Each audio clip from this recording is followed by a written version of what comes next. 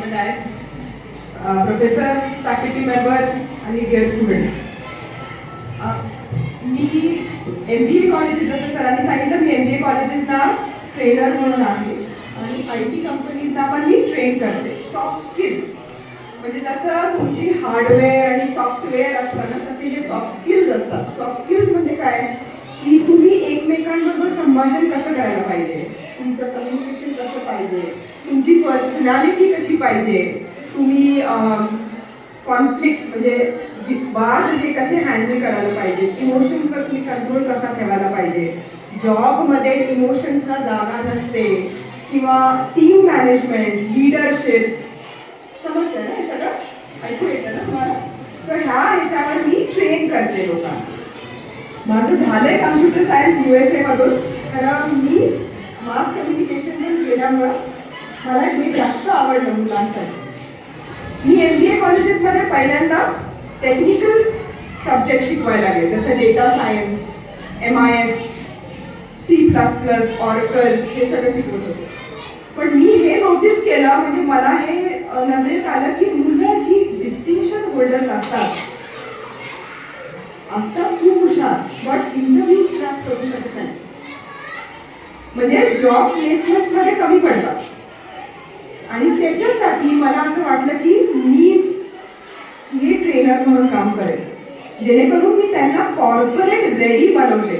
आता तुम्ही सगळे अभ्यास करता, महत्वाचं आहेच, कारण बऱ्याच कंपनीज ह्या टक्केवारी म्हणजे पर्सिस्टंट सिस्टम्स हे फक्त डिस्टिंक्शन होल्डर्सना जॉब म्हणजे सिलेक्शन प्रोसेसच त्यांचा तो आहे. म्हणजे की तुम्ही डिस्टिंक्शन होल्डर नसाल इंजिनिअरिंगमध्ये तर पर्सिस्टंट तुम्ही अप्लाय करू शकत. क्लिअर? हे क्लिअर आहे ना? सो मी एक 5 मुद्दे तुम्हाला सांगते. मला कळते की थोडासा उशीर झाला आणि तुमची बस पण आहे, बट एवढं मी तुम्हाला आश्वासन नक्की देईन की आजचा लेक्चर तुम्हाला खूप उपयोगी पडेल उद्या जाऊन. तर एक म्हण आहे इंग्लिशमध्ये, मी हळू म्हणते, मला तुम्ही सांगा त्याचा अर्थ काय. 85% of your financial success, 85% of your financial success is because of your communication, your personality and your attitude. काय कळलं? की 85% फायनान्शियल सक्सेस. आता दुसरा सक्सेस कसा तो आपल्यासाठी असतो, सब्जेक्टिव्ह असतो. तुमच्या आईचा सक्सेस म्हणजे तुम्हाला खूप मोठं, तुमचं लाईफ चांगलं होणे तुमच्या आईचं सक्सेस असेल. बट फायनान्शियल म्हणजे काय, आर्थिक सक्सेस हा तुमच्या कम्युनिकेशन स्किल्समुळेच होतो. कारण तुम्ही खूप अभ्यास केला, 85%, 90% मिळवले, बट जर तुम्ही इंटरव्ह्यू क्रॅक नाही करू शकला, जर तुम्ही ग्रुप डिस्कशन्समध्ये पार्ट नाही घेऊ शकला, त्याचं आता असं इमॅजिन करा की तुमच्या घरी खूप सारे गिफ्ट्स पडलेले आहेत. गिफ्ट समजलं, प्रेझेंट सगळे छान असे रॅप केलेले आहेत, चांगला ब्युटिफुल पेपर आहे. तुमच्यात बोलला ना की मला इथे ऐकू येणार, ओके. मला आणि जर तुम्हाला बोलायचं असेल ना तर तुम्हाला आपल्या सर्वांसमोर बोलायला, आपल्यामध्ये बोलू. ओके. आता जर एक रूम आहे, त्या सगळ्यामध्ये गिफ्ट्स पडलेले आहेत, ते गिफ्ट्स तुमचे आहेत, ते आपण लिहितो ना, तू, अभय, फ्रॉम, सीता असं लिहितो ना, त्याच्यावर फ्रॉम मध्ये सगळीकडे तुमचं नाव आहे आणि टू हे ब्लँक आहे, तिथं काहीही लिहिलेलं नाहीये. मग आता हे काय करणार तुम्ही? हे सगळे गिफ्ट तुमचे आहेत, तुमचा अभ्यास, तुमचे एक्सपिरियन्स, तुमचं प्रॅक्टिकल नॉलेज, जे काय तुम्ही इतक्या वर्षापासून जोपासून वाढवलेलं आहे. मग तुम्हाला माहिती याचं काय करायचं,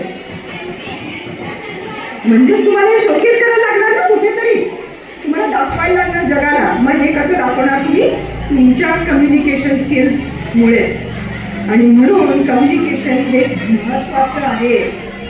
आणि त्याच्यासाठी काय काय करायचं मी तुम्हाला सांगते. एक तर वाचन खूप करायला लागेल, खूप, म्हणजे 2 तास 3 तास रोज, ओके.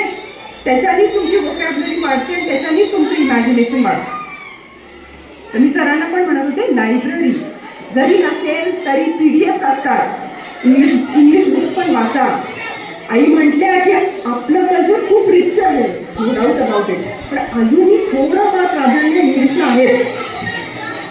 तरीही मी माझ्या MBAचे जे माझे विद्यार्थी आहेत, एस्पेशली ॲग्रिकल्चर बॅचचे, म्हणजे मी MBA इन ॲग्रिकल्चर स्पेशलायझेशनच्या मुलांना शिकवते, जे छोट्या गावांमधून छोट्या गावांमधून येतात.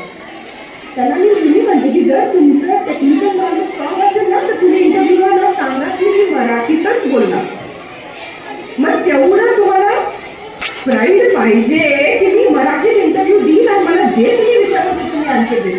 जर ते नसेल तर थोडं फार इंग्लिश यायला हवं. Clear about that. तो पहिलं काय करा, तुम्ही खूप जास्त रीडिंग करा.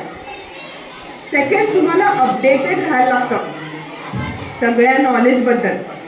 मी पलकी शर्मा ही तिचं फर्स्ट पोस्ट नावाचं CNN वर चॅनल आहे, पलकी शर्मा फर्स्ट पोस्ट. ती इंग्लिशमध्ये न्यूज देते. तिला ऐका, इंग्लिश पण इम्प्रूव्ह होईल. आणि जिओ पॉलिटिक्स म्हणजे मोठी जिओ पॉलिटिक्स ऐकलं. जिओ पॉलिटिक्स म्हणजे वर्ल्डबद्दल पॉलिटिक्स, फक्त आपल्याला सीमित नाही. आपण आपले जे चॅनल असेल, जसं आपले जे इंडिया TV किंवा आपले जे इंडियन चॅनल्स आहेत, तसं नसतं ते न्यूज. आपल्याकडे जर 4-4दा त्याचा फोकस मारणार, मग तेच बोलणार, तसं नसतं इथं. नक्की बघा तुम्ही. Okay, so that's the second thing. Third, हा ॲटिट्यूड खूप इम्पॉर्टंट असतो. आता तुम्हाला सांगते, मी IIT माहिती आहे ना, इंडियन इन्स्टिट्यूट ऑफ टेक्नॉलॉजी, जे आता ऑलमोस्ट इम्पॉसिबल झाले, तिथे ॲडमिशन मिळणं नेक्स्ट इम्पॉसिबल झालं. तिथले गेट्स कॅम्पस इंटरव्ह्यूच्या वेळेला बंद ठेवतात, वरचे टेरेसचे डोअर ब्लॉक करून ठेवतात. कॅम्पस इंटरव्ह्यूचा, परीक्षेच्या रिझल्टच्या वेळेला. का वाटतं तुम्हाला? स्ट्रेसच्या खाली येईल की माझा इंटरव्ह्यू चांगला नाही झाला आणि आत्महत्या करेल. मग IIT तर आपल्या कंट्रीचं क्रीम आहे ना, तिथं 100% तुम्हाला पर्सेंटाईल लागतं तिथं पोचायला. मग एवढं जर क्रीम आहे, एवढे जर ते नॉलेजेबल आहेत, मग त्यांचा ॲटिट्यूड का असा आहे? कारण आपल्याला आपल्या एज्युकेशन सिस्टममध्ये मला खूप रिस्पेक्ट आहे, तरीही मला हे सांगायचं आहे की आपण मुलांना तसे ट्रेन करतच नाही. आणि म्हणून मी सॉफ्ट स्किल्स ट्रेनर आहे. आज MBA कॉलेजमध्ये सर्वात जास्त ज्याची गरज असते की आमच्यासारख्या ट्रेनरची. कारण आम्ही ॲटिट्यूड शिकवतो, चॅलेंजेस, जसं आई म्हटलं, चॅलेंजेस फेस कसे करायला पाहिजे ते शिकवतो, कम्युनिकेट कसं करायला पाहिजे, फ्रेंड्स कसे बनवायला पाहिजे, फ्रेंड्सला मेंटेन कसं करायला पाहिजे. आणि म्हणून फक्त अभ्यासाने तुम्हाला ती ॲटिट्यूड येत नाही आणि ती पर्सनॅलिटी पण येत नाही. And so it's very very important की तुमचं पॉझिटिव्ह थिंकिंग कसं आहे, तुम्ही पॉझिटिव्हली विचार करता का आणि ते अंमलात आणता का. So first is reading, second is न्यूजमध्ये अपडेटेड राहा.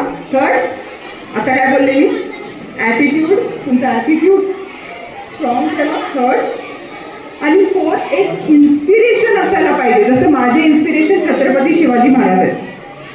तुम्ही जर गुगल केलं ना, मला तृप्ती जाधव मोटिवेशनल स्पीकर, माझे सगळे व्हिडिओज दिसतील तुम्हाला.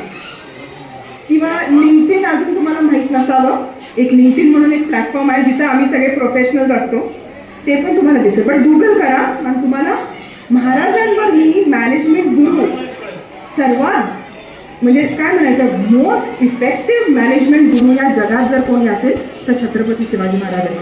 मग आपल्याला 3री ते 4थी वेळा एवढंसं शिकवलं जातं त्यांच्याबद्दल. जेव्हा ती स्वित्झर्लंडमध्ये किंवा मोठ्या मोठ्या कंट्रीजच्या MBA मॅनेजमेंट कॉलेजेसमध्ये त्यांचं एवढं मोठं टेक्स्टबुक आहे. अमेरिकेमध्ये आर्मीच्या एका एज्युकेशन युनिव्हर्सिटी, आर्मीची युनिव्हर्सिटी असतात, तिथं जे आर्मीवाल्यांना ट्रेन करतात, तिथे 2 असे त्यांनी मॉडेल्स बनवले आहेत. एक महाराजांचा अफझल वध वर तो मॉड्यूल आहे, पूर्ण ते शिकवलं जातं. आणि बाजीराव पेशव्यांवर पण आहे, कारण हा बाजीराव पेशव्यांनी एकही युद्ध हरलेलं नाही. हे तिथं जाऊन शिकवतात, पण आपल्याला माहिती नाही.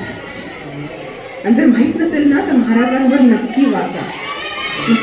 Because if you know him as a leader, you don't need anyone else. So inspiration ही खूप महत्त्वाचं आहे. मग छत्रपती शिवाजी महाराज असू दे, तुमचे आईवडील असू दे, पण एक इन्स्पिरेशन पाहिजे. जसं मला स्पोर्ट्समनबद्दल खूप, कारण मी एक स्पोर्ट्स पर्सन आहे. मी कॉलेजसाठी क्रिकेट खेळले, स्विमिंग चॅम्पियन्समध्ये पार्ट घेतलं, मी टेनिस फॉलो करते आणि टेनिसवर लिहिते. लॉन टेनिस ऐकलंय ना तुम्ही? रॉजर फेडररवर मी लिहिते. Roger Federer is I have fan followed him for the past 20 years. मी त्याच्यावर ब्लॉग लिहिते. तुम्हाला सगळं ते दिसेल गुगलवर बहुतेक करून. ब्लॉग ॲक्च्युली माहीत नाही मला. मी जेव्हाही मला थोडंसं डाऊन वाटतं ना, मी नेहमी रॉजर फेडररचे ऐकते. इव्हन रोनाल्डो म्हणा तुम्ही, मेसी म्हणा, हा तर आहे ना तुमचा हार्ट थ्रॉब, त्यांचं ऐका तुम्ही. It is not the talent but it is the consistency. Consistency म्हणजे काय? तीच गोष्ट परत परत परत करण्याची आपली इच्छा किंवा करण्याची ती ॲबिलिटी, ही कन्सिस्टन्सी आहे. गिफ्टेड असणं एवढं महत्त्वाचं नाही आहे जेवढं तुम्ही कन्सिस्टंट असायला पाहिजे. तुम्ही कुठल्याही स्पोर्ट्स पर्सनला घ्या, ते तेच बोलते. जे विराट कोहली असू, रॉजर फेडरर असू, मेसी असो किंवा रोनाल्डो. लाईफमध्ये अपॉर्च्युनिटीज मिळणं इंडियामध्ये जर अवघड आहे, म्हणून अपॉर्च्युनिटीज मिस नाही करायला पाहिजेत. परत दुसरी अपॉर्च्युनिटीज येतात, बट ते आपली ट्रेन जर चुकली तर दुसरी ट्रेन कधी येणार? आता जर तुमची बस चुकली तर दुसरी बस कधी येते? किती वाजता येते? असं असतं. Opportunities knock your door, but opportunities हे मिस नाही करायला पाहिजे. ओके, सो इन्स्पिरेशन नसेल ना तर boat without a rudder.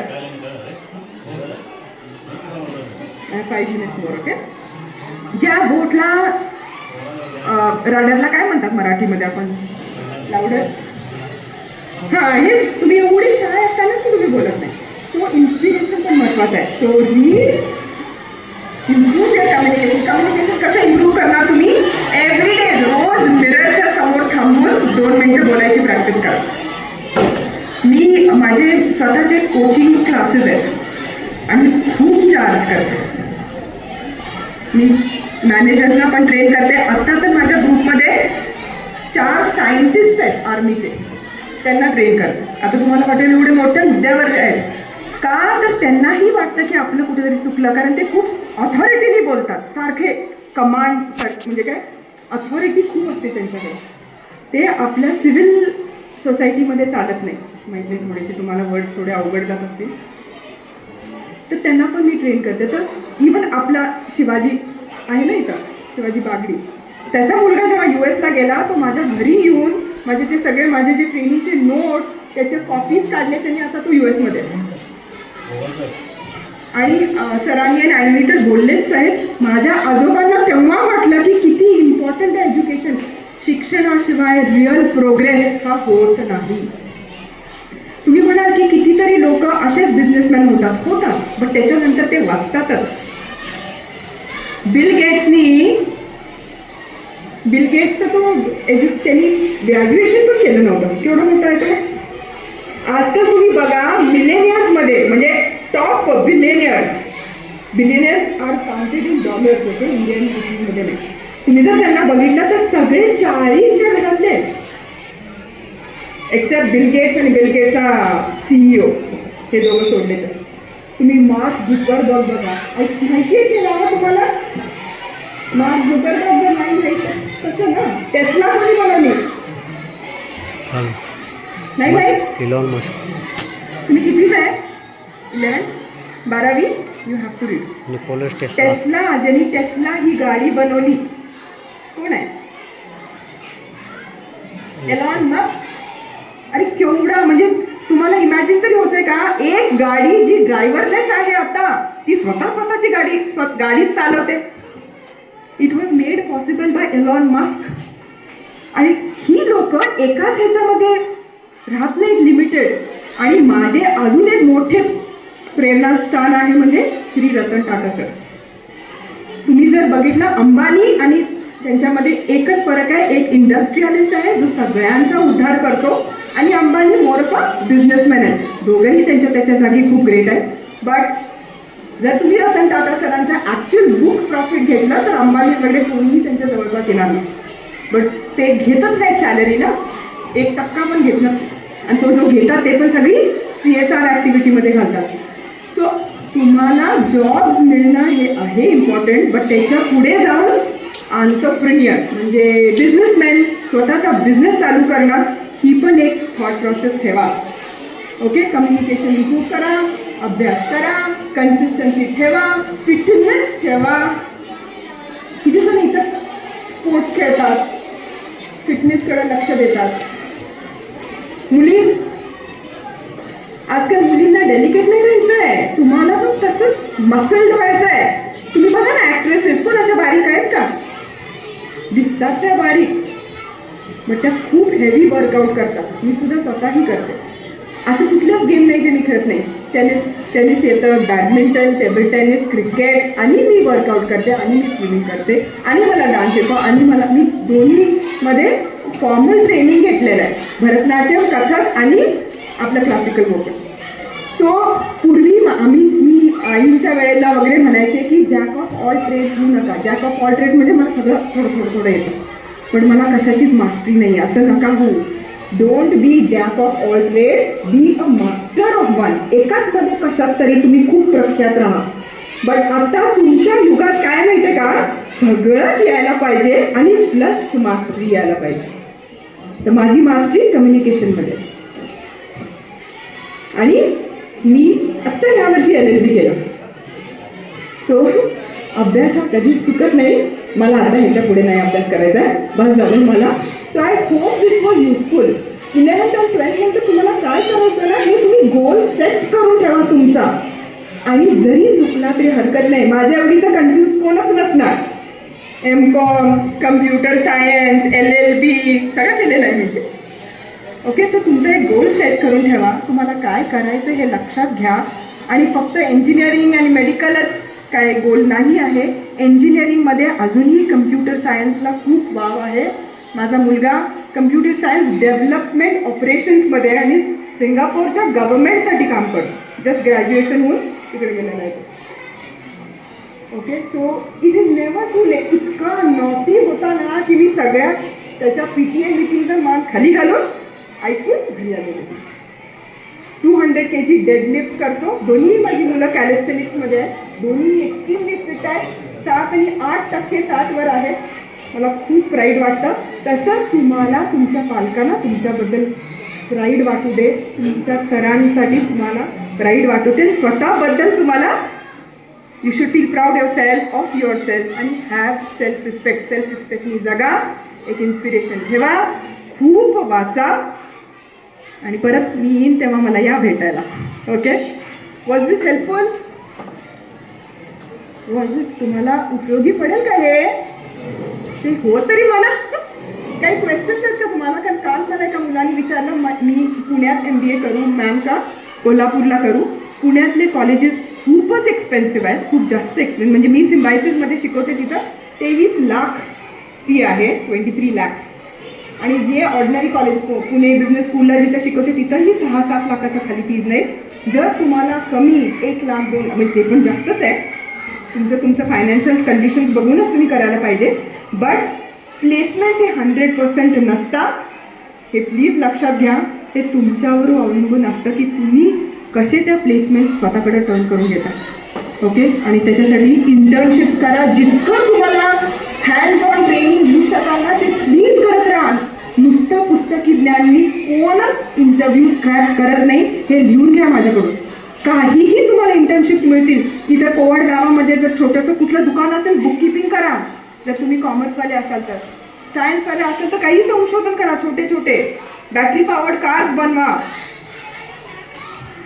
Internships करा, स्किल्स अर्न करा, and all the very very best. मला माहीत आहे की मला जास्त तुमचा टाईम नाही घेऊ शकत. God bless you. थँक्यू.